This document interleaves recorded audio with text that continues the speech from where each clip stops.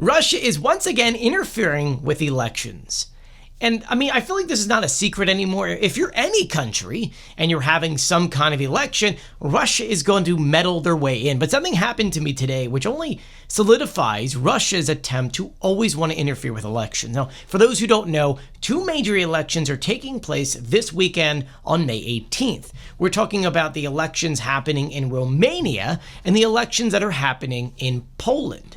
And in Poland, we know Donald Tusk took to social media just a couple days ago stating that, Russia is interfering. There's a massive hack going on.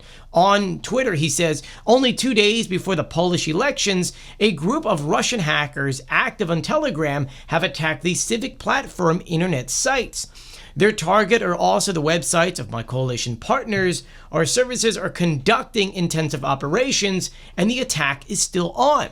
But as you dig deeper and deeper into this, we also found out that certain ads started playing on Facebook or Meta platforms. We're talking about Facebook and Instagram, in which they showcase different information which is false. Now, Meta was able to remove these things, but sometimes that's not possible, like what happened in Romania, in which we saw, what's going on now is a new election because the other one was canceled out in 2024 because Russia paid a lot of money to certain people to show certain things and to push a certain candidate who never even had any kind of, whether it be campaign events or any kind of real debates. And so we see Russia do these things constantly. And it's no secret now. I mean, it's happened here in the United States. It's happened in every single election. Heck, we had people like Tim Pool and other people who didn't know they were being paid by Russia to push certain really pro-Russian agendas. And this happens everywhere. But what I find really interesting is I did a video earlier today on Romania. I'm doing another one on Poland when it comes to elections as well. And in it, of course, I talk about the candidates. I talk about why the first one was canceled and, how Russia meddles in these elections. And that video got hit about, say, 10 minutes in for quote unquote misinformation. Now, as you know, I verify all my news. I put everything online and you can source everything I say. Literally, I try to read exact quotes from people or summarize things in a way so that it's able for you to understand it well. And so I was really confused because of course, I've been not only really well educated in what's going on with the Romanian elections, I've interviewed a lot of people. I like doing that. I interview people from all over the world, whether it be Serbia, whether it be Ukraine, of course, Romania, Poland, the UK, because honestly, there's a lot of information legacy media doesn't really explain, and the only real way to understand it is by reaching out to people. And for the most part, they're typically college kids, although luckily, I think recently we've been getting more older generations because I've been asking for it. That being said, I did this whole thing. I interviewed a couple folks from Romania. I put this video together. I put it online, and it got removed for misinformation. Now, my followers, I know you guys all know that I put all this time and effort in this stuff. And I always have issues when it comes to Russian bots. These Russian bots are quite interesting because whenever an election is about to happen, Russia, this is verified by the way, you can look this up, Russia starts spending money on bot farms in different countries. For the most part, we see it in Africa, where Russia has these different facilities set up, and essentially it's just a massive room filled with computers.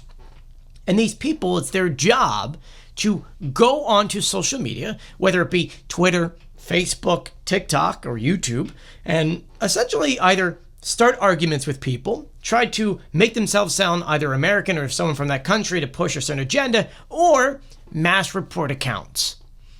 And we usually have issues on this when elections take place. And that's exactly what happened here, in which I put the video online.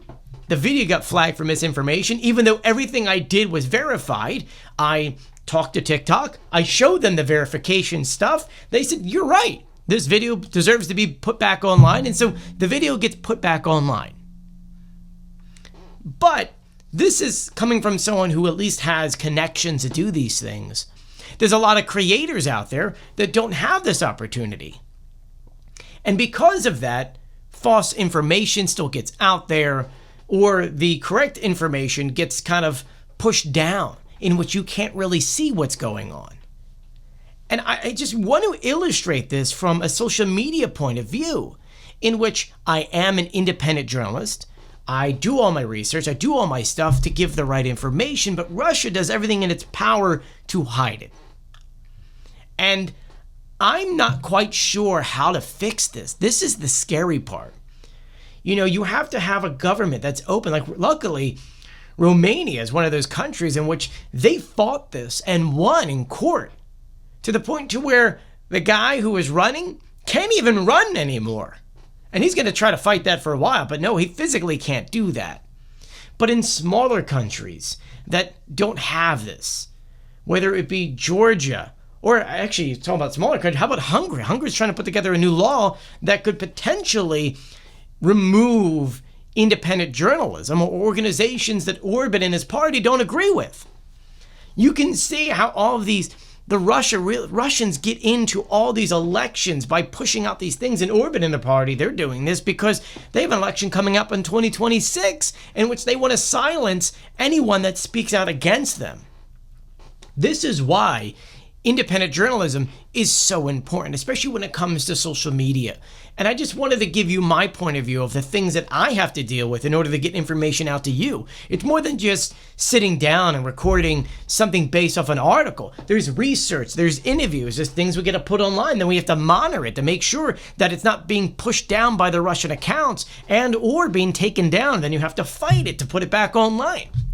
This is the new way that Russia interferes. And it's a different, I call this, it's an internet war. And that's what it is. You get a physical war and you get a hybrid war in which, Russia funnels people in to override the system and things like that when it comes to immigration. And you've got this one. And it's scary to think that even though we're in a digital world, Russia is still finding ways to interfere. And I really don't know how to fix this. This is where I turn to you guys and I say, this is where you have to support your local journalists. If there's information that you see that is right, share it, get it out there, because if not, Russia's going to win. And then you're going to get candidates or people in there who are very pro-Russia, and they're going to create a society in which, you see what's happening in Georgia. You don't want those things to happen in your country. That being said, we really do have two very important elections coming up this week. A lot of it has to deal with either pro-Russia candidates or MAGA candidates, interestingly enough. There's a lot of MAGA candidates.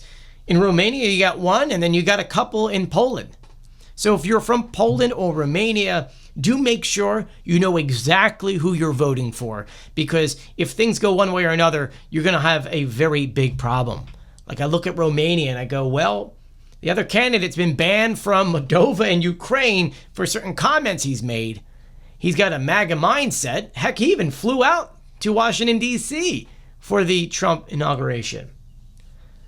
I just want to make sure that the information is getting out there and that you vote for the right person. And remember that if there's something out there that doesn't seem right, always check to make sure that it is verified and true, because Russia will find a way on social media, whether it be Meta, TikTok, or YouTube. They'll always try to find a way to sway you to vote for the pro-Russia candidate. I'll be sure to keep you guys updated on all the elections, so please do share my videos, subscribe, turn on notifications, and give this video a thumbs up. I'm Joey. Stay safe.